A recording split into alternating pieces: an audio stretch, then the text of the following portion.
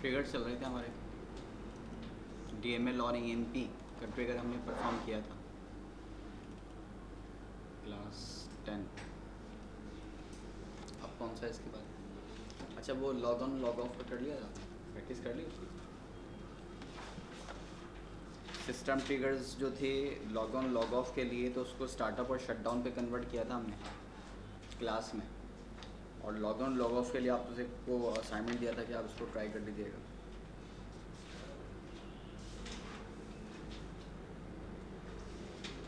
Class 10 page number 12 of 17 पर second trigger हमने किया था DML ऑन EMP पर, कि अगर यूज़र इंसर्ट कर रहा है तो टेबल में डेट के साथ आई को इंसर्ट कर दो, अगर अपडेट करता है तो यू को, और अगर डिलीट करता है तो डी को। ये तीन ऑप्शन हमने लिए थे। इसके बाद रॉ लेवल ट्रिगर एग्जांपल हमारे सामने मौजूद है। क्रिएट और replace check underscore hire date, class 10 page number 12 of 17।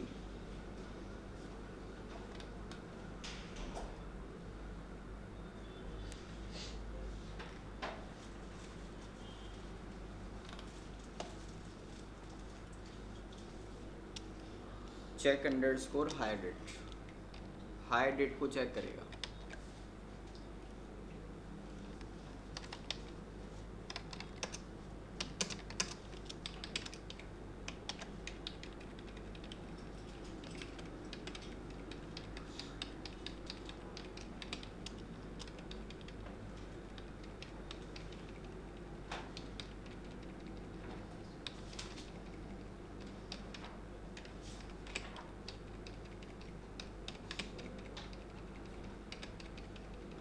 Create और रिप्लेस ट्रिगर नेम क्या है? Check underscore hire date. User define name है, चेंज हो सकता है। इवेंट क्या होगा? बिफोर इंसर्ट और अपडेट ऑन EMP पर इंसर्ट और अपडेट करने से पहले, या तो कोई यूज़र इंसर्ट कर रहा हो या फिर अपडेट कर रहा हो, दोनों सिनेरियो में से बिफोर आपने स्टेप लेना है। और किसके ऊपर? फॉर ईच रॉ के ऊपर। रॉ लेवल का ट्रिगर है, ये लिखना ज़रूरी है। रॉ लेवल पर हमने DML पर DDL ट्रांजेक्शन ली थी। DDL ट्रांजेक्शन स्कीमा लेवल की होती हैं, और DML या तो टेबल लेवल की होती है या फिर रॉ लेवल की होती है। प्रीवियस जो हमने अप्लाई किया था डायरेक्टली, उसमें direct insert update delete before EMP table level पर अप्लाई किया था। और अब क्या कर रहे हैं? अब हम जस्ट रॉ लेवल के ऊपर फायर कर रहे हैं। जैसे एक रॉ अपडेट होगी ये ट्रिगर फायर होगा। ठीक है। If SubStr of new hire date, अगर यूज़र न्यू हायर डेट जो देता है तो उसकी फर्स्ट पोजीशन से आप 2 कैरेक्टर्स को गेट कर लें। जब फर्स्ट पोजीशन से 2 कैरेक्टर्स को आप गेट करेंगे तो आपको डेट मिल जाएगी। चेक करो कि अब वो डेट 25 से ग्रेटर या उसके इक्वल है। सही। एंड और फिर लास्ट डे भी चेक करो, क्या last day less than equal to 31 तो नहीं है। अगर इन दोनों में से एक कंडीशन कोई ट्रू होती है, दोनों कंडीशन ट्रू होती हैं, तो देन क्या करो? रेज एप्लीकेशन एरर, एग्जीक्यूशन को यहीं पर ब्रेक कर दो। मैसेज क्या आना चाहिए? Hire date must be less than of 25 of every month. आप किसी भी एम्प्लॉय की हायरिंग डेट जो है वो 25 से लेस पर लेंगे। जैसे हमने लास्ट टाइम 15 आफ्टर 15 का सिनेरियो रखा था, अब यहाँ पे क्या सिनेरियो है? यहाँ पर 25 है, लेकिन वो टेबल लेवल था, ये रॉ लेवल है। ये भी देखिए, हम ये चेक कर रहे थे कि हम कोई भी टेबल पर, किसी भी टेबल पर, कहीं पर भी, ज़रूरी नहीं है डेट के ऊपर या सैलरी के ऊपर, कहीं पर भी यूज़र इंसर्ट DML परफॉर्म करे तो वो 15 के बाद की डेट नहीं होनी चाहिए। हमने ये चेकिंग लगाई थी टेबल लेवल पर। अब हम कह रहे हैं कि उसकी हायर डेट आप चेक कर लो। हमें पता है कि जब भी आप कोई नई वैल्यू इंसर्ट कर रहे होते हैं, ऑरिकल उसके बिहाफ पे 2 वेरिएबल्स क्रिएट करता है, एक न्यू और एक ओल्ड। ठीक है। और ये वेरिएबल बाइंड टाइप के होते हैं। बाइंड टाइप क्यों कह रहा हूँ? इस वजह से कह रहा हूँ। हमने बाइंड वेरिएबल क्रिएट किए जब भी कॉलिंग की, हमेशा कॉलन के साथ, ठीक है। तो ये जो न्यू और ओल्ड वेरिएबल्स क्रिएट होते हैं, ये सिर्फ डेट के साथ नहीं है, ये आपके टेबल की हर फील्ड के साथ रहेगा। New dot E M P N O, old dot E M P N O, new dot E name, old और डॉट ई नेम, ये तमाम की तमाम तरह वैल्यू तमाम वेरिएबल्स के साथ क्रिएट होता है। तो हम कह रहे हैं कि जो न्यू डेट है अगर ग्रेटर देन 25 और लेस देन 31 है तो आप ये एरर मैसेज दे दें कि आप किसी भी तरह की कोई भी इंसर्ट अपडेट 25 के बाद नहीं कर सकते, इससे पहले कर सकते हैं। नॉर्मली होता ही है कि अगर 25 के बाद भी आपने ज्वाइन करना हो तो आप फर्स्ट ही ज्वाइन करते हैं, और कंपनी भी हायरिंग उसी सूरत में करती है कि अब जो न्यू वीक न्यू मंथ आएगा आप उसी से कीजिएगा। समटाइम 15 डेज़ का सिनेरियो भी होता है, लेकिन समटाइम क्या नॉर्मली जो कंडीशन होगी वो 25 के ऊपर तो अप्लाई होती ही होती है। सही। ट्रिगर क्रिएटेड बिफोर इंसर्ट और अपडेट। टेबल में वैल्यू कुछ है हमारे पास, ये वैल्यू रखी हुई है। हमने कहा कि आप क्या करो, इंसर्ट इनटू ईएमपी, किसमें, ईएमपीएनओ के अंदर, इनेम में, और इनेम के बाद डीपीटीएनओ के अंदर। वैल्यूज़ क्या होंगी, 1000 ऑलरेडी अवेलेबल है, तो 1001 यूज़र में यूज़र नेम और डिपार्टमेंट नंबर 30 के साथ रिकॉर्ड को क्रिएट करो।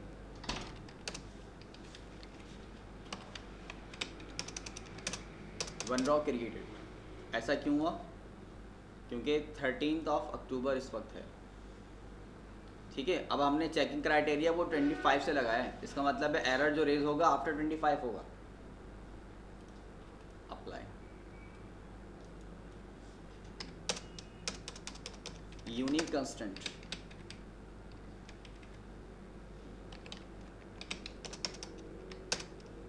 कह रहा वन रॉ क्रिएटेड, वजह हालांकि डेट तो मोर देन 25, ग्रेटर देन 25, ठीक है। रीज़न ये है कि हमने ट्रिगर के अंदर हायर डेट को चेक किया है। अब हायर डेट तो वहाँ नल होगी, क्योंकि आपने तो उस कॉलम को इंक्लूड ही नहीं किया इंसर्शन के लिए। जब नल होगी तो 1,2 से कौन सी वैल्यू लाएगा वो, कोई भी वैल्यू नहीं आएगी, लिहाजा वो अप्लाई नहीं होगा। वरना ये यूनिक कंस्टेंट का भी एरर नहीं आता, क्योंकि आपने बिफोर का ट्रिगर अप्लाई किया है। बिफोर इंसर्ट आपको चेक करता है कि डेट है या नहीं है। ये तो इंसर्शन के वक्त आपको मालूम चल रहा है कि टेबल में डुप्लीकेशन हो रही है, ट्रिगर फायर हो रहा है बिफोर इंसर्ट के ऊपर, तो यूनिक कंस्टेंट का एरर तो आना ही नहीं चाहिए था, ठीक है ना। अच्छा, इसको कवर कैसे करें, कवर ऐसे करें कि आप ले लें इसके अंदर हाई डेट का कॉलम भी, और यहाँ हमने ले लिया सिस डेट, ये होना चाहिए। नंबर तो अभी भी डुप्लीकेटेड है, अभी भी डुप्लीकेट है नंबर, लेकिन क्योंकि ट्रिगर बिफोर पर अप्लाई हो रहा था, high date must be less than of 25, ये वजह थी। अच्छा, अगर हम वैलिड डेट के अंदर एंट्री करते हैं तो यूनिक कंस्टेंट, क्योंकि बिफोर का ट्रिगर फायर हुआ, चेक किया डेट लेस देन है, ठीक है जी, लेस देन 25 है तो इंसर्ट तो कर सकता है यूज़र। अब जब इंसर्ट करने आया तो वो यूनिक कंस्टेंट अप्लाई हो गया। तो जिस लेवल के ऊपर, जिसको बेस बनाकर आप चेकिंग कर रहे हैं, जो आपकी कंडीशंस के अंदर मौजूद है, उस वेरिएबल का क्यूरी के अंदर इंक्लूड होना ज़रूरी है, डीएमएल में इंक्लूड होना ज़रूरी है, ठीक है। अब हायर डेट के अंदर सिस्टम डेट इंसर्ट हो रही है, अब 1,2 से उसने वैल्यू उठा ली होगी, वैल्यू कुछ भी नहीं थी तो नल वैल्यू थी, तो नल में चेकिंग था ही नहीं, ठीक है। तो क्या करें इसको, आप drop trigger check underscore hire date, ये ट्रिगर को हमने ड्रॉप भी कर दिया। इसके बाद यहाँ पर कह रहे हैं कि कंडीशनल एग्जांपल्स हमें दी हुई हैं। Conditional predicates example number 1, create और replace trigger, check underscore timing को चेक करेंगे। अभी तक तो हम डेट पे वर्किंग कर रहे थे, डेट को हमने टेबल लेवल पर चेक किया था, फिर डेट को हमने रॉ लेवल पे चेक किया। अब हम चेक करेंगे टाइमिंग को। टाइमिंग का सिनेरियो कुछ इस तरह से है कि नॉर्मली ऑफिशियली टाइमिंग जो है वो 9 to 5 है। तो बिफोर 9 AM आफ्टर 5 PM आप यूज़र को कोई टास्क परफॉर्म नहीं करने दें। क्यों? क्योंकि जैसे ही 5 PM ख़त्म होंगे, 10 मिनट 5 मिनट का जो आप एक पर्टिकुलर टाइम लेते हैं, उसके बाद फिर आप बैकअप स्टार्ट कर देते हैं। अगर आपने रिस्ट्रिक्ट नहीं किया, मालूम चला वहाँ तो यूज़र DML परफॉर्म कर रहा है और आप यहाँ बैकअप शुरू कर दिया आपने, या तो उसकी DML पेंडिंग में आ जाएगी या फिर आपका ट्रांजैक्शन पूरी कंप्लीट नहीं होगी। लिहाजा एक पर्टिकुलर टाइम के बाद यूज़र को ये स्टेप लेने मत दें कि अगर टाइम 5 o'clock हो चुका है, शाम के 5 बज चुके हैं, तो आप 15 मिनट थोड़ा सा लेट कर लें, उसके बाद फिर आपने बैकअप टाइमिंग असाइन कर रखी है।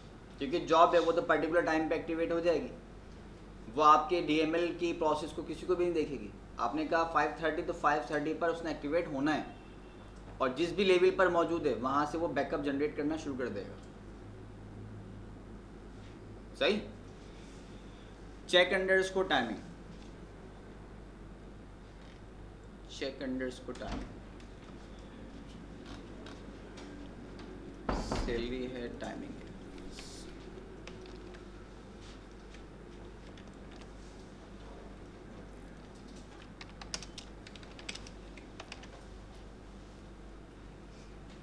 क्रिएट और replace trigger name, user define है, चेक अंडरस्कोर टाइमिंग, ये हमारी टाइमिंग को चेक करेगा। कब चेक होगा? इवेंट क्या होगा? बिफोर इंसर्ट और update on delete on EMP, किसी भी तरह की DML परफॉर्म करने से पहले EMP टेबल लेवल के ऊपर है। आपको रॉ लेवल पर अप्लाई नहीं करना कि जी एक रॉ नंबर 10 हो तो आप अप्लाई कर दें, 11 हो तो मत कीजिएगा, ऐसा कुछ नहीं है। टेबल पर कहीं पर भी DML परफॉर्म हो रही हो, आपको पहले डेट चेक करनी है, टाइम चेक करना है। रॉ लेवल का कॉन्सेप्ट है। Begin if 2-4 of sys date, और सिस डेट से आप क्या गेट करो? डे गेट कर लो। अगर वो डे फ्राइडे है, सैटरडे है या संडे है, ठीक है, क्योंकि नॉर्मली इन दिनों इन डेज के अंदर ट्रांजेक्शन्स परफॉर्म नहीं होती हैं। सैटरडे संडे तो नॉर्मली ऑफ ही हो जाता है। फ्राइडे का चांस है तो फ्राइडे पे आप लेना चाहते हैं या नहीं लेना चाहते, ठीक है ना। इन 3 में से कोई डेज अगर है, और या फिर 2-4 ऑफ सिस डेट को गेट करो 24 आवर्स के अंदर, और चेक करो क्या वो नॉट बिटवीन, इनके बीच तो नहीं है। 9 to 17 आवर्स, 17 मतलब शाम के 5 बजे, ठीक है। अगर इनके बिटवीन हैं तो देन क्या हो? ये स्टेप हो। डबल इफ यहां पे लगा हुआ है। अच्छा, ये टाइम मिल गया आपको, दिन फ्राइडे सैटरडे संडे, दिन नहीं है तो शायद शाम के 6 बज चुके हैं, टाइम भी ओवर हो गया। अब यूजर क्या कर रहा है? यूजर इंसर्ट कर रहा है। अगर इंसर्टिंग हो रही है तो मैसेज क्या दे दो? Raise application error, invalid operation, can not be perform DML after 5 PM और फ्राइडे टू संडे। किसी भी तरह की DML आप परफॉर्म नहीं कर सकते, कब तक? इन डेज के अंदर। एल्सिफ अगर अपडेटिंग यूजर कर रहा है, raise application error, invalid operation, can not be perform update after 5 PM और फ्राइडे टू संडे। और अगर यूजर डिलीट कर रहा है तो वहां पर भी यही मैसेज दो, कैन नॉट परफॉर्म डिलीट। ये तो हमने तीनों को डिफरेंट सिनेरियोज में रखा है, वरना ये एक लाइन से भी काम हो सकता था। लेकिन फिर आपको फिर इंसर्ट अपडेट वर्ड नहीं करना पड़ता, DML का वर्ड यूज करना पड़ता, ठीक है। ये यहीं पे एक ही लाइन के अंदर सारा काम हो जाता है। इफ इंसर्टिंग और डिलीटिंग और अपडेटिंग। और एक message operation invalid can not perform, insert को हटा दें आप, DML आफ्टर 5 और फ्राइडे टू संडे। फिर एक ही स्टेप से ये तीनों फंक्शनलिटी परफॉर्म हो जाती है। फिर आपको कॉमन मैसेज लेना पड़ता। हमने क्योंकि तीनों के लिए सेपरेट लिए हैं, इंसर्ट के लिए सेपरेट है, अपडेट के लिए सेपरेट है और डिलीट के लिए सेपरेट है, लिहाजा ये स्टेप बढ़ते हुए नज़र आ रहे हैं आपको। ठीक है, चलिए ट्रिगर क्रिएटेड। आज क्या है, थर्सडे, और after 9 PM to 17 conditions true हो रही है, तो अभी तो ये वैलिड है, अभी तो इंसर्ट करने देगा, आपको किसी भी तरह से नहीं रोकेगा। अच्छा, दूसरी बात ये है कि आप जब रोक रहे हैं तो क्या आप हायर डेट के कॉलम को चेकिंग कर रहे हैं? हमने सिस्टम डेट को चेक किया, यहाँ पर टेबल के कॉलम को इंक्लूड नहीं किया अपने ट्रिगर में। इसका मतलब ये कि अगर DML के अंदर अपने हायर डेट को इंक्लूड ना करें तो अब कोई प्रॉब्लम नहीं है, सही। और एक वजह ये भी थी कि वो रॉ लेवल के ऊपर था। रॉ लेवल का मतलब ये था कि शायद कोई DML आज कल शाम को परफॉर्म हुई हो एक रॉ, और आज सुबह आते एक रॉ क्रिएट हो गई हो। तो हर रॉ तो क्रिएट हो रही है लेकिन डिफरेंट डेट्स पे हो रही है। कल का डेट कुछ और थी और आज डेट न्यू है और टाइमिंग भी वैलिड हो गई है। ठीक है ना, ये रॉ लेवल है, लेकिन रॉ लेवल का मतलब ये एक रिकॉर्ड के लिए नहीं है बल्कि होल टेबल के लिए वर्किंग करवाएगा। किसी भी टेबल पर कहीं पर भी कोई स्टेप आप नहीं ले सकते। कौन सा स्टेप? इन तीनों में से कोई स्टेप, इंसर्ट, अपडेट और डिलीट। हमने कहा insert into EMPNO comma ENAME, और इसके अलावा फिर हमारे पास है डिपार्टमेंट नंबर। वैल्यूज़ क्या होगी? 1003 यूज़र, और यूज़र के अलावा डिपार्टमेंट नंबर 30। अभी तो कह रहा है ठीक है जी, कोई मसला नहीं, इंसर्ट कर दो आप। मसला कब आएगा? या तो टाइम का इशू, तो टाइमिंग हमारे पास इस वक्त 10 है। ठीक है, अब सही है कि 9-10 पे भी तो अप्लाई कर देता वो।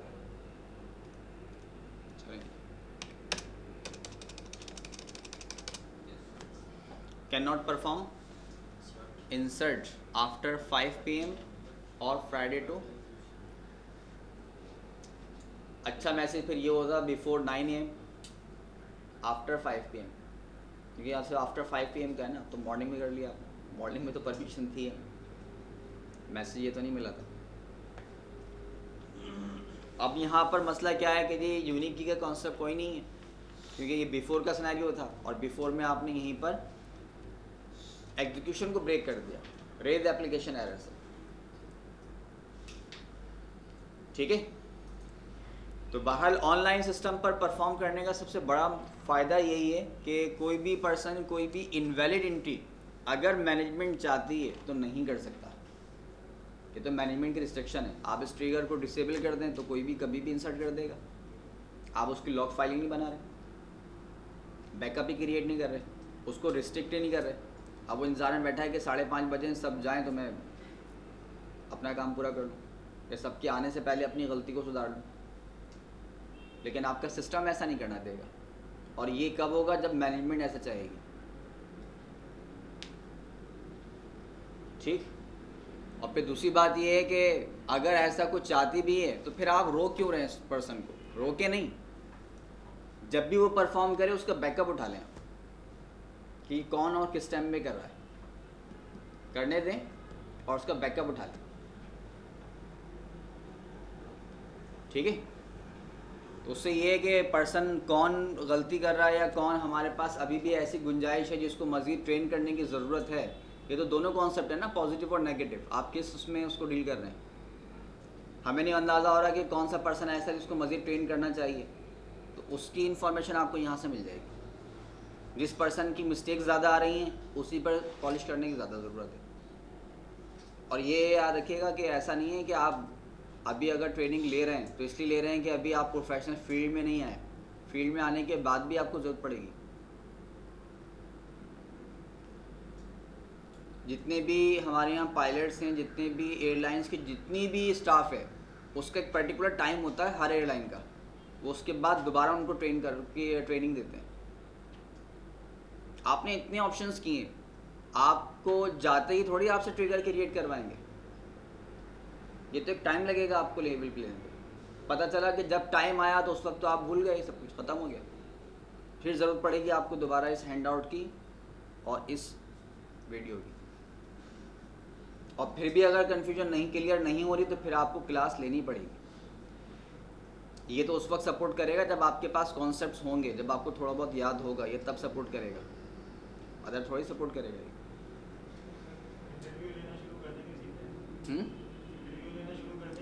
इंटरव्यू लेने के लिए आप याद रखिएगा कि किसी भी पर्सन से काम करवाने के लिए आपको काम आना चाहिए, जब भी आप करवा सकते हैं। एक प्रोफेशनल लेवल का तो सिनेरियो यही है। इवन ऐसे भी पर्सन्स हैं, मतलब मैंने खुद भी देखा है कि जो खुद कोई बिज़नेस स्टार्ट कर रहे होते हैं ना, करने जा रहे होते हैं, तो पहले उसकी वो किसी के अंडर में जॉब कर रहे होते हैं, पहले ट्रेनिंग लेते हैं, एक्सपीरियंस गेट करते हैं, देन फिर उसको प्रोफेशनली अप्लाई करते हैं। और होना भी यही चाहिए, यही रूल है। आपको कुछ नहीं आता, आप डायरेक्टली इन्वेस्टमेंट करके बिजनेस स्टार्ट कर दें, कुछ भी नहीं होगा, फेल हो जाओगे। तो ये तो एक पर्टिकुलर टाइम तक आपको रिफ्रेश होने की ज़रूरत पड़ती रहेगी, क्योंकि हर टॉपिक जितने भी आपने अब तक किए, सबके सब डेली बेसिस पर, मैंने खुद आपसे कहा यूटीएल फाइल है कि आप डेली बेसिस पर उसको क्रिएट करेंगे। उसको इंपोर्ट एक्सपोर्ट जो हमने किया या जितनी भी परफॉर्मेंस की लॉ फाइल बनाई, ये तो कभी एक जाकर आपने पैकेज बना लिया, चलता रहेगा वो। डेटाबेस तो करप्ट होने का चांस कोई है नहीं। आपका सिस्टम भी मैंने बाय फोर्स अभी रिस्टोरेशन करवाई है, जो बीच में ड्राइवर का प्रॉब्लम आया था, वरना ज़रूरत तो अभी भी नहीं थी। और कितनी बैजी से चलता आ रहा था वो। हालांकि हमसे ज़्यादा यूजलेस ज़्यादा कौन यूज़ करेगा। क्रिएट करते हैं, ड्रॉप करते हैं, क्रिएट करते हैं, फिर ड्रॉप करते रहते हैं। इतना ड्रॉप तो प्रोफेशनल में होता ही नहीं है, और सिस्टम बैठता ही क्रिएट और ड्रॉप से। जब आपके सिस्टम में प्रॉब्लम आती है, फाइल को क्रिएट और ड्रॉप करने से ही आती है, वरना आप क्रिएट करते रहें, बनाते रहें, चलाते रहें, उसको चलता रहेगा वो। तो बहरहाल ये तो आपके पास डिफरेंट सिनेरियो हैं कि आप किस वे में किसी यूज़र को किस तरह रिस्ट्रिक्ट करना चाहते हैं और किसकी इन्फॉर्मेशन कैसे गेट करना चाहते हैं। तो जी टाइमिंग के ऊपर ये प्रॉपर्ली परफॉर्म हो रहा है, टाइमिंग भी चेक कर लिया। अच्छा, टाइमिंग के अलावा थोड़ा सा और इसको रिस्ट्रिक्ट करें।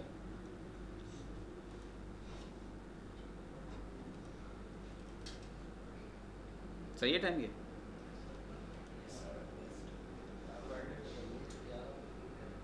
नहीं, 11 तो नहीं बजे।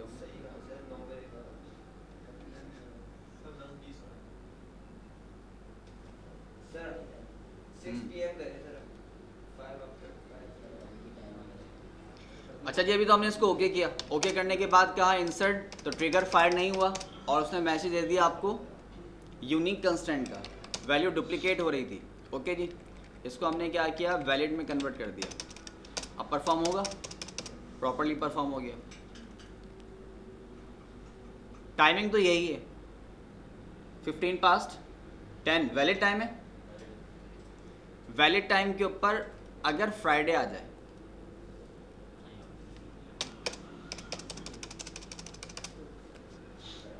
अब यूनिक का मसला नहीं है, बिफोर पर ट्रिगर फायर हुआ और चेक कर लिया डे क्या है, फ्राइडे। फ्राइडे पर आपको डीएमएल परफॉर्म करने नहीं देगा, ठीक है। किसी भी तरह की कोई भी ऑपरेशन आप फ्राइडे को अप्लाई नहीं करेंगे। वैसे भी अगर आप फ्राइडे को कोई डीएमएल इन केस अगर सैलरी इंक्रीज ही करनी है या कोई पर्सन आपने हायर ही करना है और आपने अगर फ्राइडे को कर लिया तो सैटरडे संडे तो वैसे ही ऑफ है, ठीक है। सैलरी का बजट बढ़ जाएगा आपका। आज आके फर्स्ट डे को जॉब तो उसने परफॉर्म करनी नहीं है, फर्स्ट डे इंट्रोडक्शन में ही निकल जाएगा और आज से उसकी सैलरी इंक्लूड हो जाएगी, तो आपको 3 दिन की पे एक्स्ट्रा देनी पड़ेगी उसको। तो आप मंडे से बुलाएं उसको, और उसूलन होना भी ये चाहिए। लास्ट डे है ना, वीकेंड है, तो फिर वीकेंड पे आप ना तो खुद जाएंगे ना कॉल करने वाले आपको कॉल करेंगे। जैसे हमने 31 का सिनेरियो लिया था, आप 31 को थोड़ी बुलाएंगे आपको, फिर Monday first of next week से बुलाएंगे। तो बहरहाल ये तो खैर डिफरेंट सिनेरियोज हमारे पास हैं कि आपके पास लॉजिक क्या है, किस रिक्वायरमेंट के अंदर आप वर्किंग कर रहे हैं। ट्रिगर नेम क्या था हमारे पास, क्या नाम था, चेक अंडरस्कोर।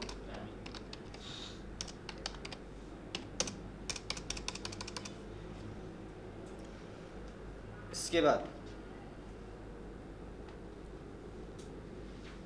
सेकंड कंडीशन हमारे पास है using the table, page number 13 पर, using the table log EMP history, create to replace trigger DML on EMP. DML on EMP को हम पहले भी यूज़ कर चुके हैं, लेकिन ये दूसरी फॉर्म में थोड़ी सी चेंजिंग हो रही है। DML on EMP, DML on EMP.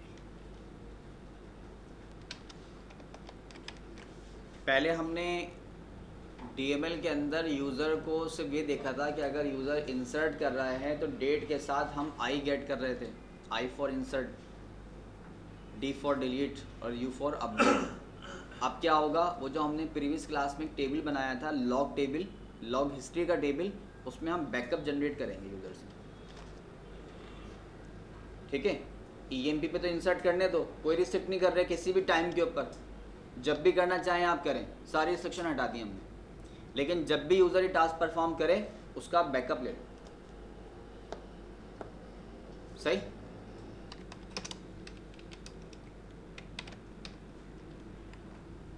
Create और replace trigger DML on EMP. अच्छा, पहली बात तो ये है कि मैं तो खैर हर ट्रिगर बना के उसको ड्रॉप भी करता जा रहा हूँ कि हम तो टेस्टिंग मोड के ऊपर वर्किंग कर रहे हैं, लेकिन ये ओवरलोडिंग का कॉन्सेप्ट यहाँ एसक्यूएल लेवल पर अप्लाई नहीं होता, पीए लेवल पर नहीं होता। Same trigger multiple name, same name से मल्टीपल ट्रिगर क्रिएट नहीं हो सकते। सही, पहले भी डीएमएल ऑन ईएमपी क्रिएट किया था, तो अगेन ऐसा नहीं होगा। और अगर आपने कीवर्ड यूज़ किया है क्रिएट और रिप्लेस, तो प्रीवियस को ओवरराइड कर देगा ये फोर्सफुली। ठीक है, क्रिएट और रिप्लेस नहीं है तो फर्स्ट टाइम क्रिएट करें, और अगर ऑलरेडी एग्जिस्ट है ओवरराइड कर दें, डिस्ट्रॉय कर दो। तो ये नेम को आपने ख़ास तौर पर कंसीडर करना है, क्योंकि प्रीवियस जब ट्रिगर ही नहीं रहा तो फंक्शनलिटी कहाँ से मिलेगी आपको। तो बेहतर और अच्छा तरीका तो ये है आपके लिए, जो आपको थोड़ा सेव करेगा, कि आप क्रिएट के साथ कोई भी ऑब्जेक्ट क्रिएट करें। एटलीस्ट आपको वन वार्निंग मिल जाएगी, उस वार्निंग से आप देख सकते हैं कि ये ट्रिगर सही अप्लाई हो रहा है या नहीं हो रहा, फ़ायदा ही होगा। ठीक है ना, उसमें कोई भी मिस्टेक अगर हो गई तो आपकी बचत हो जाएगी, थोड़ी सी एक सोचने का, डिसीजन लेने का एक टाइम मिल जाएगा आपको, वरना ओवरराइड से तो वो ओवरराइड प्रॉपर्ली कर देगा। इवेंट क्या होगा, बिफोर इंसर्ट और अपडेट और डिलीट, या तो किसी भी तरह का कोई भी डीएमएल परफॉर्म हो, किसके ऊपर, ईएमपी के ऊपर, और किस लेवल के ऊपर, रॉ लेवल के ऊपर। पहले जो प्रीवियस था वो टेबल लेवल पे था, ईच रॉ का सिनेरियो हमने यूज़ नहीं किया था। अब रॉ लेवल के ऊपर फायर कर रहे हैं कि जैसे एक रिकॉर्ड क्रिएट हो तब आपने ये करना है। क्या करना है, बिगिन इफ इंसर्टिंग, अगर यूज़र इंसर्ट कर रहा है, इंसर्ट करे तो आप उसको करने दें, लेकिन साथ के साथ ईएमपी, लॉग ईएमपी हिस्ट्री के अंदर भी इंसर्शन करो। वही बात कि आपको before 9 after 5 Friday Saturday Sunday का कोई सिनेरियो नहीं है, जो भी परफॉर्म कर रहा है करने दें, लेकिन जो भी करें उसकी आप इंफॉर्मेशन गेट कर लें कि ये नेगेटिव वे से टास्क परफॉर्म कर कौन रहा है।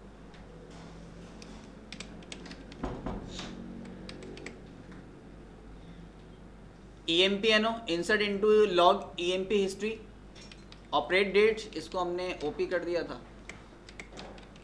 परफॉर्म, किस डेट पर परफॉर्म हुआ, designation, salary, date of join और डिपार्टमेंट नंबर। वैल्यू क्या इंसर्ट करो आप, न्यू EMP नंबर, जो भी यूज़र न्यू दे रहा है, इंसर्ट हो रहा है ना, तो इंसर्ट में तो ओल्ड होगा नहीं।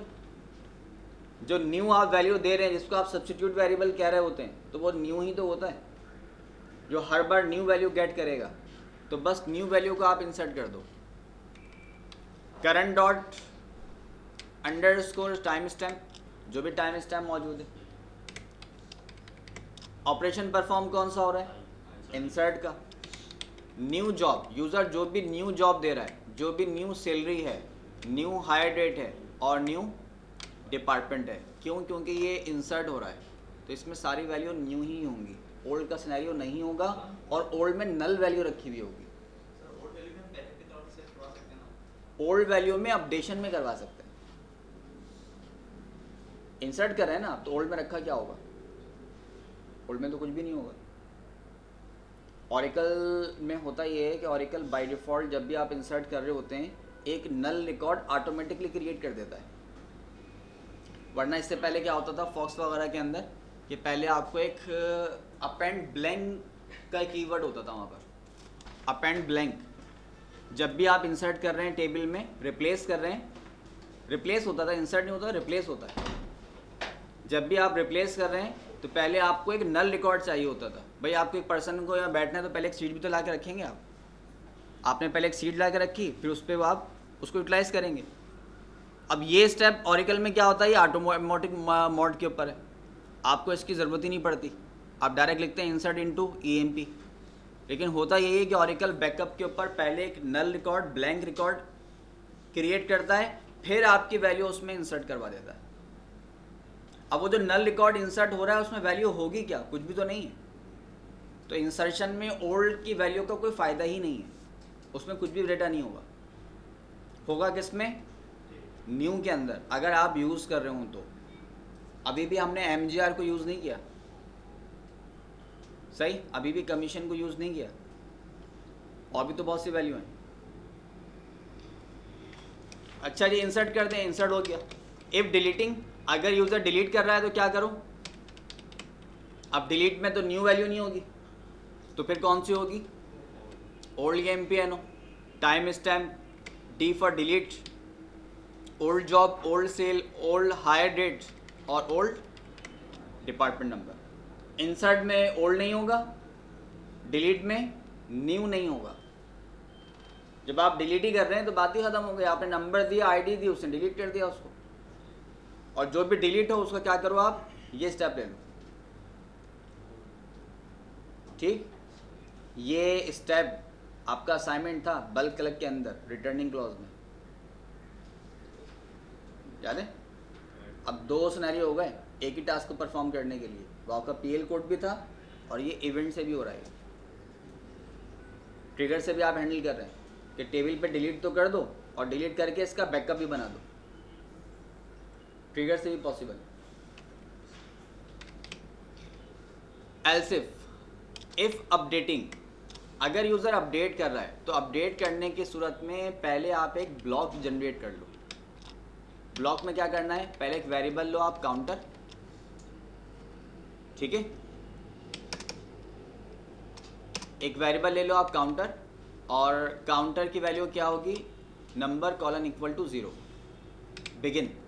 काउंटर के अंदर आप ओल्ड और न्यू सैलरी का डिफरेंस स्टोर कर लें। यूज़र की सैलरी पहले 1000 थी, अब आपने 500 का इंक्रीमेंट कर दिया, वो कितनी हो गई? 1500 हो गई। तो दोनों का डिफरेंस ले लें आप, जो आपने 500 प्लस की, वही डिफरेंस यहाँ पर काउंटर में स्टोर हो जाएगा। सही। स्टोर करने के बाद क्या करो? हमारे लॉग EMP हिस्ट्री के अंदर इंसर्ट करो। क्या चीज़? Old EMPNO। ओल्ड क्यों कर रहा हूँ, न्यू क्यों नहीं कर रहा?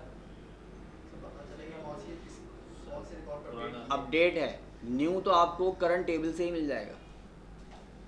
लॉस्ट कौन सी वैल्यू होगी? ओल्ड वाली, उसको हम गेट कर। सही। आपको दोनों वैल्यू अगर चाहिए तो न्यू वैल्यू तो आपको करंटली मिल जाएगी। लॉस्ट कौन सी होगी? प्रीवियस वाली, जिसको हमने ओवरराइट किया, तो वो हमारे बैकअप से मिल जाएगा, इसलिए ओल्ड को गेट कर रहे हैं। करंट टाइम स्टैम्प, ये स्टेप कब लिया गया? टाइम पे गेट करें, इंपॉर्टेंट फैक्टर। सही। प्रैक्टिकल एप्लीकेशन तो बेस ही टाइम पे करती है, सारा सिनेरियो ही टाइम पे होता है। You for update, counter, counter का मतलब जो डिफरेंस हमने लिया था वो डिफरेंस यहाँ पे ले लो। New job, new sal, hire date और सैलरी देन डिपार्टमेंट। ये तमाम तरह वैल्यू आप इस टेबल के अंदर इंसर्ट कर दो। एंड इफ, और यहाँ पर हमारा आउटर का एंड।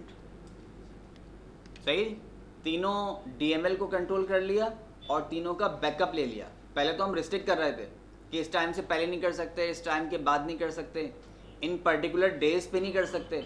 अब क्या कह रहे हैं, जब दिल चाहे आप परफॉर्म करें, लेकिन जब भी परफॉर्मिंग हो उसका बैकअप ले लो।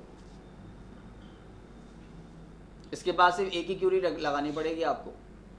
Select static from log table where time not between 9 to 17 hours. इनके अलावा जो भी टाइमिंग है उसको शो कर दो। आपको पता चल जाएगा कि इनके अलावा सुबह 9 से पहले, शाम 5 के बाद किस किसने ट्रांजैक्शन परफॉर्म की, उसकी इंफॉर्मेशन मिल जाएगी। ठीक है, तो प्रैक्टिकली कभी भी आपको मौका मिले तो कभी भी इस तरह का टेक्निक अप्लाई मत कीजिएगा कि बॉस चले गए, अब मैं इसमें सेटिंग बना लूँ। अच्छा, मसला ये है कि ये सिर्फ अपनी बात नहीं है, बाज़ का तो ऐसा होता है कि दूसरे भी काम लेते हैं। एक बैच में एक स्टूडेंट थे, जॉब कर रहे थे बहरहाल वो। अब उनके ऑफिस में नई एप्लीकेशन लॉन्च हुई। अब उनको पता था नहीं कि सिस्टम में हो क्या रहा है, क्या नहीं हो रहा। कह रहे हैं सर, नीचे डिपार्ट से लड़के आते हैं और आके बोलते हैं कि सर आज सैलरी में गड़बड़ कर दी, आप कर दें। अब क्योंकि पासवर्ड मेरे पास होता तो मैं अपडेट कर सकता हूँ, वो अपडेट नहीं कर सकते। वो यूज़र है, इंसर्ट तो कर सकते हैं, डेटा एंट्री पे बैठे हुए, वो डेटा एंट्री कर रहे हैं, वो उन्हें कुछ आता तो है नहीं। अब डेटा एंट्री में कहीं पर ज़ीरो ज़्यादा लग गया, कहीं पर ज़ीरो कम लग गया, कहीं वैल्यू कुछ मिसिंग हो गई, तो वो फिर शाम में ऑफ के बाद जब सब चलेगा तो शाम में आ गए अपने जिनसे हिसाब किताब सेटिंग बनी हुई कि सर आके आप मेरी ये गलती हो गई, इसको आप अपडेट कर दें, क्योंकि राइट्स उन्हीं के पास हैं। अब वो आप सबका, मैंने खड़ा होकर कर तो दिया, लेकिन आप सबकी गलतियां मेरे अकाउंट में जमा हो रही हैं, क्योंकि वहाँ यूज़र नेम कौन सा पास हो रहा है, मेरा पास हो रहा है, और आफ्टर 5 PM हो रहा है, इलीगल टाइमिंग के अंदर। तो ग्रिप किसकी होगी, मेरी होगी। तो बहरहाल अब मसला ये ना कि कोई स्टूडेंट क्यूरी कर तो बताना भी ज़रूरी है, बता दिया उनको, लेकिन साथ में उनको ये भी बता दिया कि ऐसा करना भी नहीं है। तरीका ये है इसका, लेकिन करना नहीं है ऐसा। करोगे तो खुद फंस जाओगे। उसकी वजह ये, हमें तो नहीं पता कि बैकअप पर एप्लीकेशन जो क्रिएट हुई हुई वो किस लेवल पर क्रिएट हुई हुई है, लेकिन एटलीस्ट ट्रिगर तो अप्लाई होंगे उसके ऊपर, ये तो पता है। वो बैकअप तो बना रहा होगा, या तो आपको खुद ब्रेक कर देगा, आफ्टर 5 AM की परमिशन नहीं देगा, और अगर देता है तो उसका बैकअप बन रहा होगा, ये भी याद रखिए। तो कभी भी ऐसी सिचुएशन आपके पास आ जाए तो ये सब फीचर्स आप देख रहे हैं, इनसे एहतियात से काम बरतिएगा। कोई भी इलीगल इन्फॉर्मेशन अगर आप पास कर रहे हैं अपने लिए या किसी और के लिए, अकाउंट आपका ही, क्योंकि यूज़र तो आप ही का लॉगिन हुआ हुआ है, आप ही की इन्फॉर्मेशन से यूज़र इंसर्ट हो रहा है। जैसे आप लॉगिन होते हैं, एक ग्लोबल वेरिएबल बना हुआ है, वो ग्लोबल वेरिएबल जब तक आप सेशन में मौजूद हैं तब तक क्रिएट है। ये कॉन्सेप्ट है ना ग्लोबल बाइंड वेरिएबल का, और उसमें आपका यूज़र नेम स्टोर हुआ हुआ है। अब जो भी आप ट्रांजेक्शन पास कर रहे हैं वो यूज़र अंडरस्कोर नेम का वेरिएबल आपका नेम इंसर्ट करता जा रहा है जब तक आप सेशन में लॉगिन। जब आप लॉग ऑफ हुए, मैं लॉगिन हुआ गया, तो मेरा नाम उसने असाइन कर लिया। आपके हर ट्रांजैक्शन के साथ आपका नेम और पर्टिकुलर टाइम इंसर्ट हो रहा है कि इस पर्सन ने ये टाइम ये काम किया है। अब आप अपना करें या किसी और का करें, दोनों की ग्रिप है। सही, तो ये थोड़ी सी एहतियात है इस कोड के लिए। और प्लस पॉइंट सबसे अच्छा इसमें ये है कि अगर कोई मिस्टेक आपसे हो जाती है तो वो भी रिकवर हो जाएगी। नेगेटिवली नहीं है, प्लस पॉइंट है, बैकअप बन रहा है ना। आपको पता है मैं अगर कोई गलती भी कर दूंगा तो बैकअप पे क्रिएट हो रहा है फाइल, और अगर नहीं हो रहा तो फिर आपको बहुत रिजर्व होकर वर्किंग करनी पड़ेगी। सबसे बड़ा फ़ायदा ये होगा इसका। कह रहा है कि operation underscore perform invalid identifier,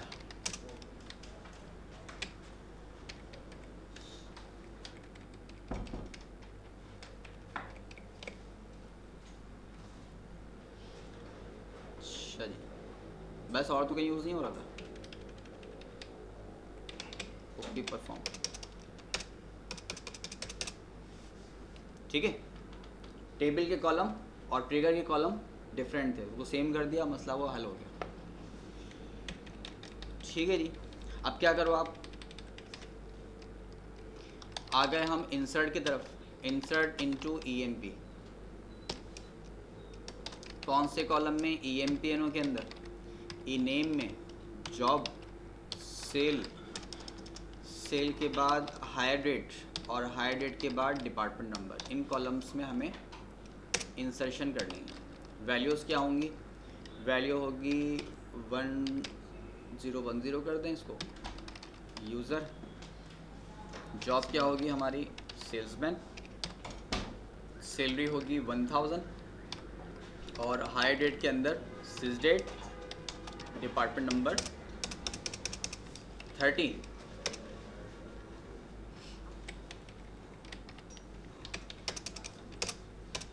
one row created,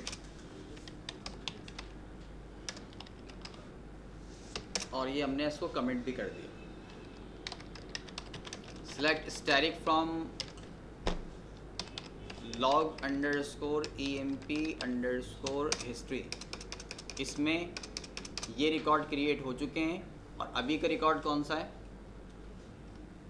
1010 का, जो अभी हमने क्रिएट किया था।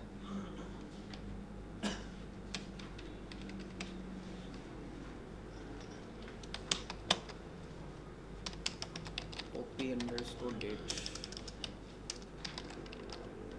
फॉर्मेट। कितनी लाइंस होंगी? कितने कैरेक्टर होंगे?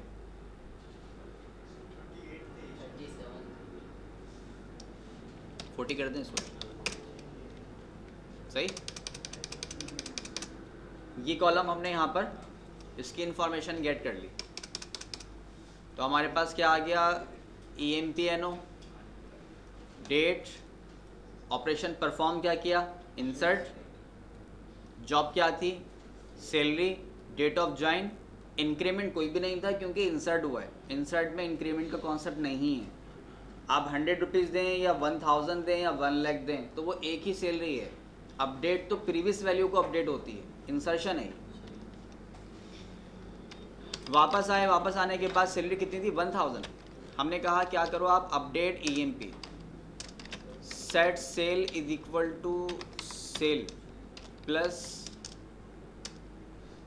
500, where EMPNO equal to 1010। Transaction complete.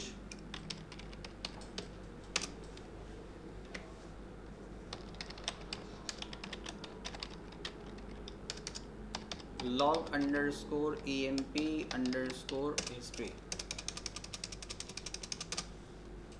1010 के ऊपर एक और ट्रांजैक्शन पास हुई है, और वो ट्रांजैक्शन कौन सी थी? वो अपडेट की ट्रांजैक्शन थी, जिसमें इंक्रीमेंट कितना हुआ है?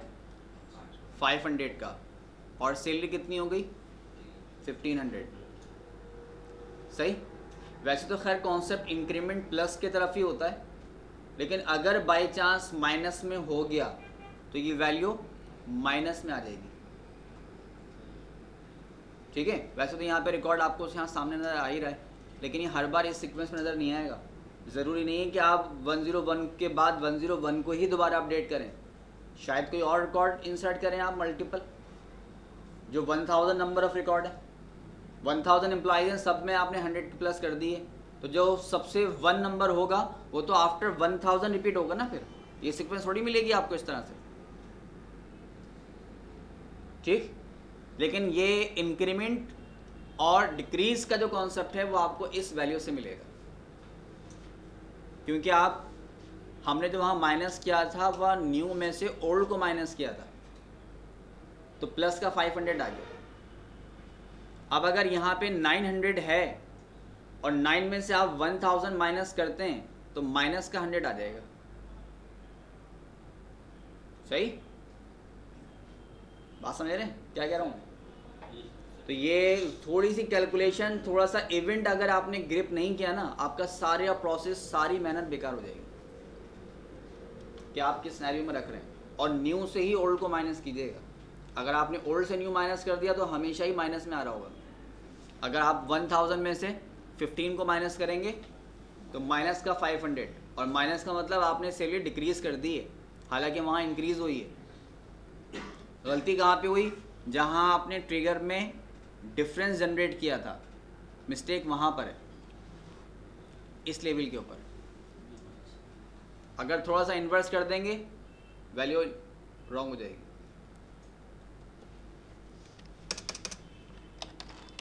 अगेन हमने कहा क्या करो आप, डिलीट फ्रॉम EMP। कौन से रिकॉर्ड को डिलीट करो आप? Where EMP NO equal to 1010।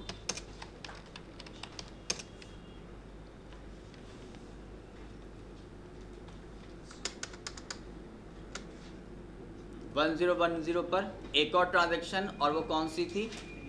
Delete की थी, और जो इन्फॉर्मेशन आपको चाहिए थी वो इन्फॉर्मेशन हमने यहाँ से गेट कर ली कि एम्प्लॉय ये था, सैलरी इसकी ये थी, इस डेट के ऊपर इसको स्टेप को डिलीट किया गया, पूरा का पूरा बैकअप बन जाएगा।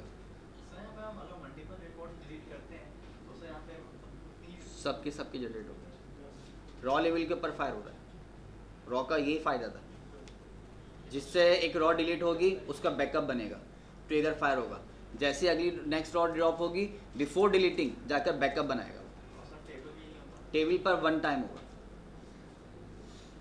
टेबल का उसका कॉन्सेप्ट यही है। सही? सॉरी,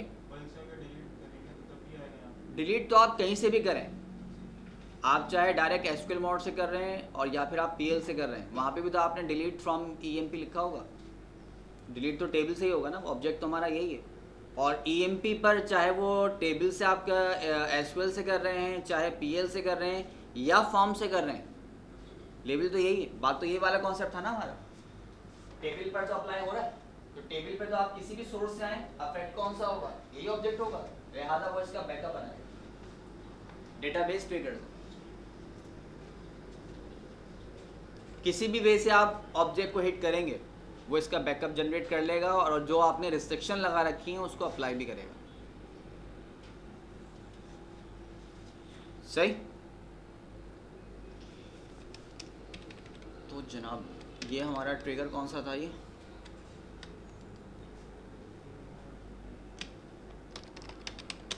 ट्रिगर का नेम कैसे देखना है? User underscore trigger, trigger underscore name from user underscore triggers.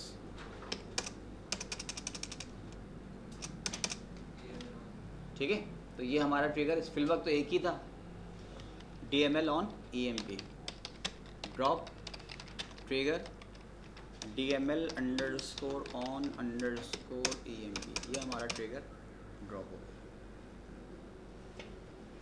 इसके बाद restricting R row trigger, page number 13 के लास्ट टॉपिक, पेज नंबर 13 का last topic.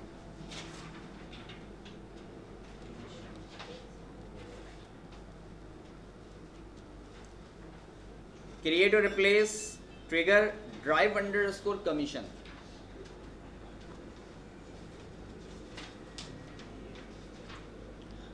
Drive underscore commission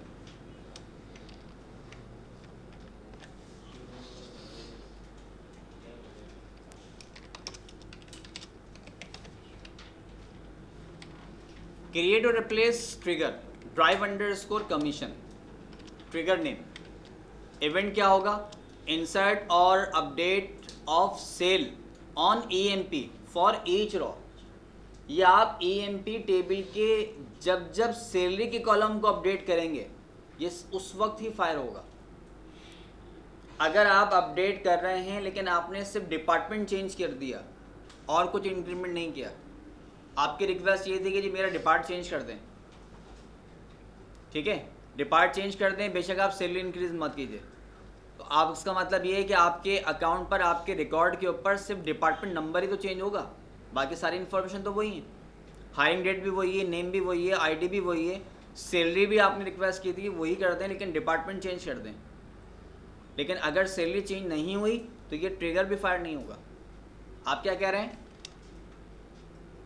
update of sal on EMP, salary के column को अगर update कर रहे हो ईएमपी टेबल के फॉर ईच रॉ, और ये हर लेवल के ऊपर फायर होगा।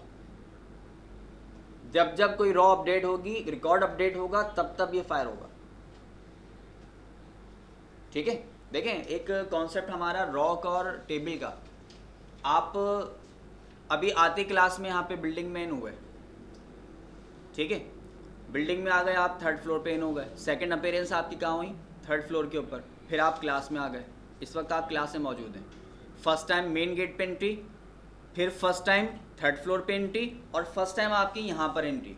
ये एंट्री आपकी मेंटेन है अप टू ब्रेक तक। ब्रेक हो गया, ब्रेक में क्या किया आपने, यहाँ से मूव किया, आप फोर्थ फ्लोर पे चले गए। फोर्थ फ्लोर पे चले गए, आपकी एंट्री अगेन जो होगी वो थर्ड पे दोबारा होगी जब वापस आएंगे। लेकिन बिल्डिंग में तो एक ही बार हो चुकी है, बिल्डिंग में तो बार बार नहीं होगी। बात क्लियर हो रही? वो कॉन्सेप्ट क्या है आपका, टेबल का कॉन्सेप्ट है, वो सिर्फ एक बार फायर हुआ। लेकिन जैसे जैसे आप फ्लोर चेंज करते रहेंगे वो लेवल आपकी एंट्री पास होती चली जाएगी। जब जब आप क्लास से इन आउट होते रहेंगे, यहाँ आपकी अपीयरेंस इन होगी और आउट होती रहेगी। लेकिन बिल्डिंग पे क्या है, सिर्फ एक दफा हो चुकी है। वॉचमैन से अगर इन्फॉर्मेशन लेंगे वो सिर्फ ये कहेगा कि ये पर्सन तो सिर्फ एक ही बार गया था और ऑफ में वापस बाहर आया। उसे नहीं पता ये क्लास में बैठा हुआ था, लाइब्रेरी में बैठा हुआ था या लैब में बैठा हुआ था, पढ़ रहा था या नहीं पढ़ रहा था। उसको सिर्फ ये पता है कि एक बार इन हुआ था और एक बार आउट। ये कॉन्सेप्ट डिफरेंट सिनेरियोज पे है, जिसको आप कहते हैं टेबल लेवल और raw level. Raw level multiple है, ये आपका रॉ का सिनेरियो है। आप बार बार इन आउट होते हैं, जैसी कॉल आती है आप आउट हुए, आपकी अपीयरेंस खत्म, फिर कॉल रिसीव करके वापस आप इन हो गए, दोबारा अपीयरेंस हो गई। लेकिन बिल्डिंग में फ्लोर में सिर्फ वन टाइम हुई हुई है, वो बार बार नहीं होगी। फ्लोर पे कब होगी, जब आप फ्लोर चेंज करेंगे। फ्लोर चेंज किया, बिल्डिंग तो चेंज नहीं की, बिल्डिंग पर मेन गेट पर अभी भी एक ही है। ठीक है, ये आपका मेन डिफरेंस रॉ लेवल और टेबल लेवल। इसलिए हम यहाँ पे बार बार कह रहे हैं फॉर ईच रॉ। ये कब कब फायर होगा, जब जब ईच रॉ अपडेट होती चली जाएगी, तब तब ये फायर करना है। ठीक है, तो ये आपको थोड़ा सा रिस्ट्रिक्ट रखना है कि जी कब रॉ पे लगाएं इसको और कब टेबल पे लगाइए। बात वही है कि कोडिंग तो बहुत सिंपल सी, आप हर बार इंसर्ट इनटू लॉग ईएमपी तो कर रहे हैं, लेकिन आप कब करेंगे, बिफोर करेंगे, आफ्टर करेंगे, रॉ लेवल पे करेंगे या टेबल पे करेंगे, समटाइम यही प्रॉब्लम क्रिएट कर देता है। यही सबसे बड़ा प्रॉब्लम है। और आपने अगर इवेंट ग्रिप नहीं किया तो सबसे बड़ी मसला यही, आपने गार्ड को यही नहीं बताया कि इंफॉर्मेशन कब गेट करनी है, आने के बाद या जाने के बाद। वो टास्क तो परफॉर्म कर रहा है, लेकिन जाने के बाद सोच रहा है कि इसकी एंट्री कर लूँ, कोई फ़ायदा नहीं है इससे। सारा टास्क है, मेहनत भी वही हो रही है, सब कुछ वही है, सिस्टम बिजी भी यही है, लेकिन इवेंट गलत था। तो यहाँ सबसे बड़ा मसला नॉर्मली जो आता है वो क्या होगा, स्टूडेंट सब कुछ कर लिया, कोर्स भी ख़त्म हो गया, 3 महीने बाद आ रहे हैं, सर मुझे टास्क परफॉर्म करना है, या जॉब से करूँ या ट्रिगर से करूँ, बाकी बात तो बाद में। सबसे बड़ा मसला ये है कि जॉब से होगा या ट्रिगर से होगा। तो ये है। फिर ट्रिगर पे अगर आप आ गए तो ट्रिगर किस लेवल का होगा। यहाँ पे तो 2 ही लेवल हैं, table level, raw level. Forms पे ज़्यादा हो जाते हैं, वहाँ बढ़ जाते हैं। वहाँ तो एक एक आइटम के ऊपर कई ट्रिगर लगे हुए, एक बटन पे 10-10 ट्रिगर लगे हुए, इतने इवेंट्स हैं। परफॉर्मेंस स्लो होगी, लेकिन कौन सा ट्रिगर लगाएंगे आप, मसला तो यही है। आपने ट्रिगर कम कर दी, लेकिन आप कौन सा ट्रिगर कब लगाएंगे, आपने कौन सा टास्क कब गेट करना है। सबसे बड़ी डिसीजन मेकिंग जो स्टेप होता है वो यही होता है।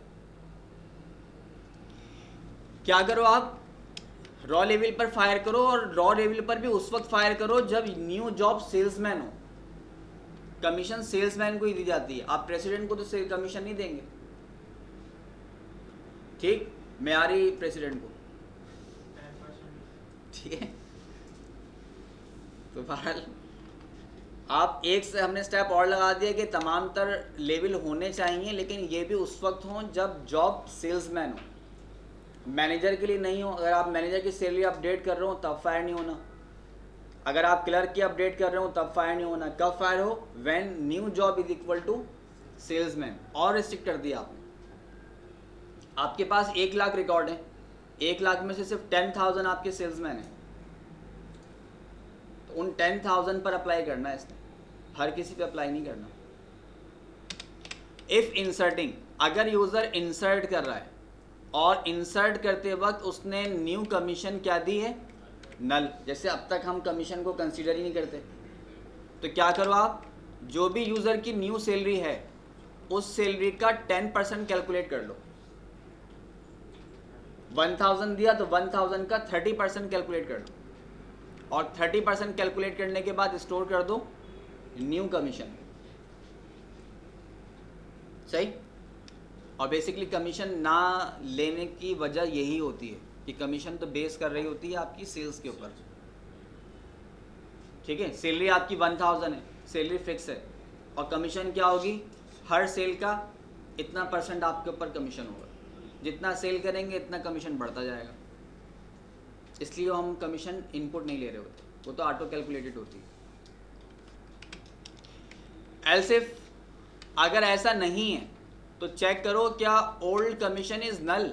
अगर यूजर की सैलरी आप अपडेट कर भी रहे हैं, किसकी सैलरी? सेल्समैन की सैलरी, और उसकी सैलरी में अपडेशन के वक्त प्रीवियस में कोई कमीशन ही नहीं रखी हुई, तो क्या करें? तब भी आप न्यू सैलरी का 30% ले लें। ठीक है, अभी जितने भी हमने रिकॉर्ड क्रिएट किए सारे के सारे सेल्समैन के थे, लेकिन किसी की भी हमने कमीशन अलाउ नहीं की। इसका मतलब क्या होगा कि हम वर्किंग तो कर रहे हैं, इंसर्शन तो हो रही है, लेकिन ओल्ड कमीशन हमारी नल है। तो क्या करें कि जो भी न्यू सैलरी है उसका 30% कैलकुलेट कर लो। अच्छा जी, एल्स इफ अगर ओल्ड जॉब सेल्समैन है, अपडेट कर रहे हैं आप, और पहले भी वो सेल्समैन था, अभी भी सेल्समैन है। ऐसा नहीं कि पहले क्लर्क था आपने सेल्समैन कर दिया उसको, या पहले जूनियर पे था आप सीनियर पे कर दिया। ठीक है, अब क्या है कि पहले भी सेल्समैन था, वो अब भी सेल्समैन है, और पहले की कमीशन उसकी क्या है? जो भी है। जो भी का मतलब अगर पहले कुछ नहीं है तो यकीनन वो नल में रखी होगी, तो नल को तो आप पहले रिप्लेस कर दो किससे? 0 के साथ, ताकि हम उस पर प्लस माइनस कर सकें। और फिर क्या करो आप, न्यू और ओल्ड सैलरी का ले लो डिफरेंस। पहले सैलरी आपने ली थी 1000, अब आपने कर दी 1500, तो डिफरेंस कितना होगा? 500। डिफरेंस लेके उस डिफरेंस का 30% कैलकुलेट कर लो, यानी 500 का 30%, और जो भी 30% है उसको ओल्ड कमीशन यानी 0 के अंदर प्लस कर लो। वो 0 जब होगा जब वो नल है, वरना तो फिर एनुअल कुछ नहीं करेगा, जो ओल्ड वैल्यू थी वो आपकी वो ओल्ड ही रहेगी। सही भाई, आपने प्रीवियस अभी आज 13th है, 1 से लेकर 13 तक आपने 10 प्रोडक्ट आइटम सेल कर दिए, उस पर आपकी कमीशन कितनी बन गई? 10,000 बन गई। अब जो आगे आप सेल्स करते रहेंगे, जो कमीशन बनती रहेगी वो तो न्यू सेल के ऊपर अप्लाई होगी ना। प्रीवियस तो एज इट इज रहेगा 10,000, अब आगे उसमें प्लस होना शुरू हो जाएगा। तो आप क्या करोगे, जो भी उसने न्यू सेल की है उस न्यू सेल का और ओल्ड का डिफरेंस ले लो। पहले 10 प्रोडक्ट सेल किए थे, अब एक और सेल कर दिया तो कितने हो गए? 11 हो गए। लेकिन अब आपको 11 पर कमीशन नहीं देनी, बल्कि दोनों के डिफरेंस से 11 माइनस 1000। इंक्रीमेंट कितना हुआ? 1000 का, 10,000 का। उस न्यू इंक्रीमेंट पर आप परसेंटेज अप्लाई करें, और जो भी परसेंटेज निकले, जो भी अमाउंट कैलकुलेट हो, उस अमाउंट का 30% गेट करके आप असाइन कर दें कमीशन में। अदरवाइज अगर इनमें से कोई सिनेरियो नहीं मिलता तो कमीशन को फिर आप नल ही रहने दो। ठीक है, अगर आपने सेल्समैन की कोई सैलरी ही चेंज नहीं की, सिर्फ उसका डिपार्ट वगैरह चेंज किया, तो जॉब तो सेल्समैन ही है, कंडीशन तो ट्रू हो रही है, लेकिन आपने सैलरी को डिस्टर्ब ही नहीं किया, आपने सिर्फ डिपार्टमेंट चेंज किया है, तो कुछ भी मत करो, कमीशन इज नल।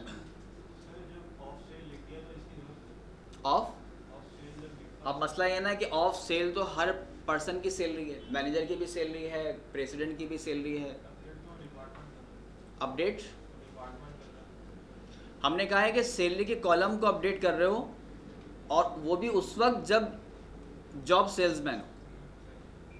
अगर आप मैनेजर की सैलरी को अपडेट कर रहे हो तो ये स्टेप नहीं लेना। सैलरी आपने क्यूरी अप्लाई की, update 1000 where job is equal to manager, तो सैलरी का कॉलम अपडेट हो रहा है। Update of sal on EMP, लेकिन where job is equal to manager है, तो हमने कहा कि कब होना चाहिए, जब जॉब सेल्समैन हो। मैनेजर पर अप्लाई नहीं करना इसमें। अगर आप इसको हटा देंगे तो ये हर पर्सन की अपडेशन पर अप्लाई कर रहा होगा। अब मसला ये है कि है भी सैलरी का कॉलम, जॉब जो अप्लाई हो रही है वो सेल्समैन की हो रही है, लेकिन आप सैलरी के कॉलम को इंक्लूड ही नहीं कर रहे, तो वो ट्रिगर अप्लाई भी नहीं होगा।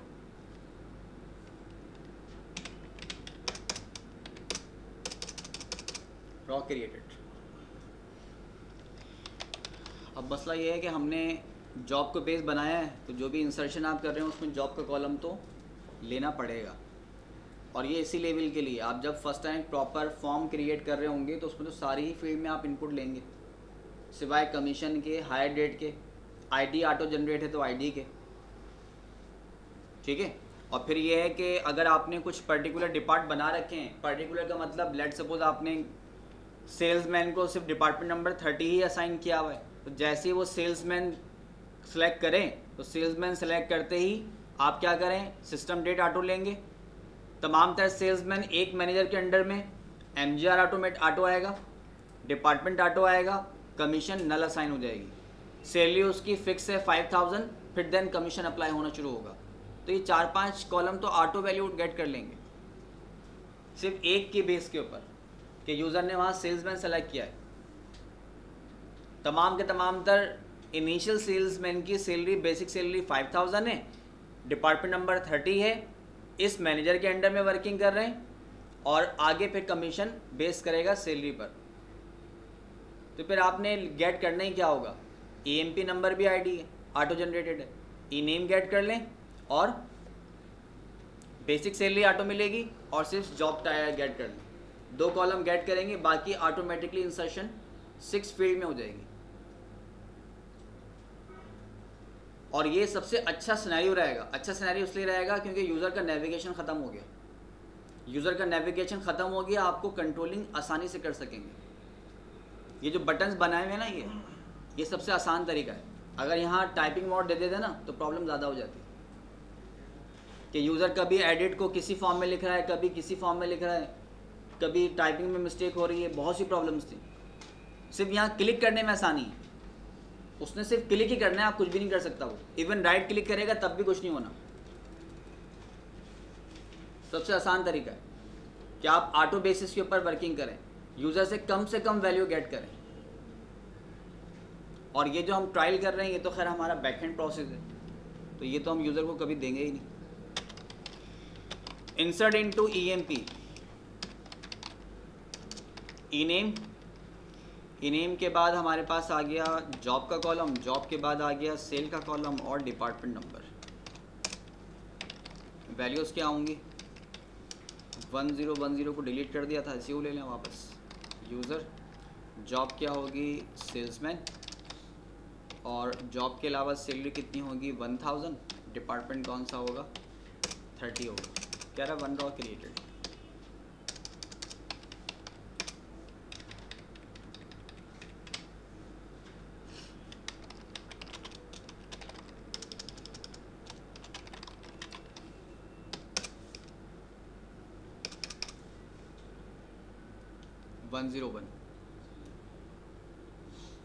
वन 1000 सैलरी दी थी, इंसर्ट कर रहे थे तो क्या करो 30% कैलकुलेट करो, तो कमीशन कितना कैलकुलेट किया उसने 300।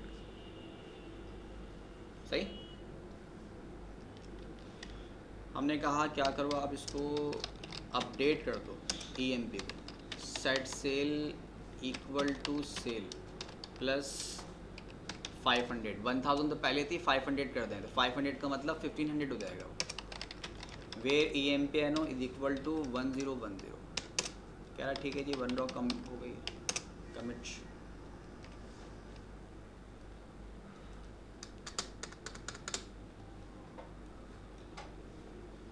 क्या किया उसने, जो न्यू सैलरी थी, इंक्रीमेंट जो था, इंक्रीमेंट का कैलकुलेट किया 30%, तो 500 का 30% कितना हो गया 150, और 300 तो पहले से था, 150 प्लस 300 450 का अमाउंट। ठीक है, तो थोड़ी बहुत आपको कैलकुलेशन और अकाउंटिंग भी चाहिए होगी इसके लिए, थोड़ी बहुत, ज़्यादा नहीं। और क्या बिहेव है, अगर डिलीट कर देंगे तो क्या होगा,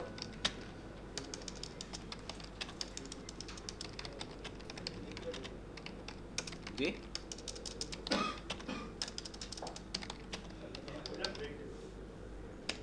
डिलीट करेंगे तो ब्रेक हो जाएगा।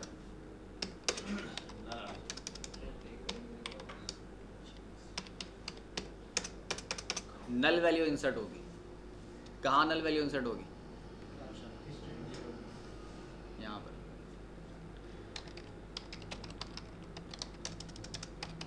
ड्रॉप ट्रिगर, ट्रिगर नेम क्या था,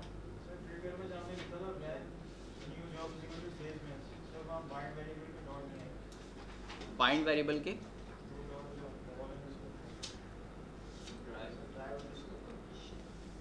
इसके लिए ज़रूरी नहीं, यहाँ इसलिए नहीं आएंगे क्योंकि ये आपके पास अभी इवेंट है। इवेंट कौन सा है, बिफोर का, और बिफोर में तो अभी वो वेरिएबल क्रिएट ही नहीं हुआ, वो यहीं पे दे देता, इसी लेवल पे इंफॉर्मेशन मिल जाती। जैसे वहाँ पर ऑपरेशन का पूरा ऑपरेट पूरा लिखा हुआ था ना वर्ड, वो यहीं पे रोक लेता। ये मैसेज आ गया, इसका मतलब ये है कि कोई वेरिएबल नेम या कोई फॉर्मेट आपने एटलीस्ट मिसिंग नहीं की है।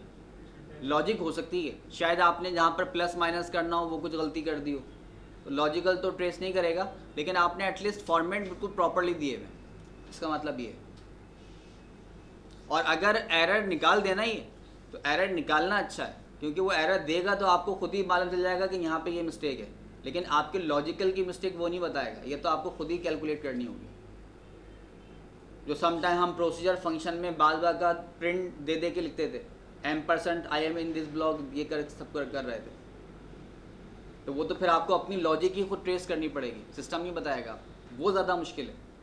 ये जो एरर जनरेट कर देगा ये आसान है, वो आपको खुद बताता है इस लाइन पर एरर है, आप रिवर्स ऑर्डर में सर्चिंग शुरू कर देते हैं।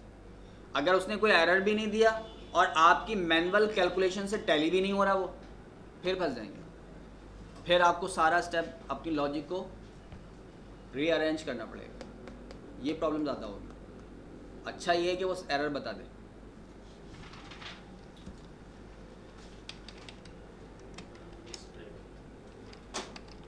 drive_commission, ड्राइव ये वाला ड्राइव था ना,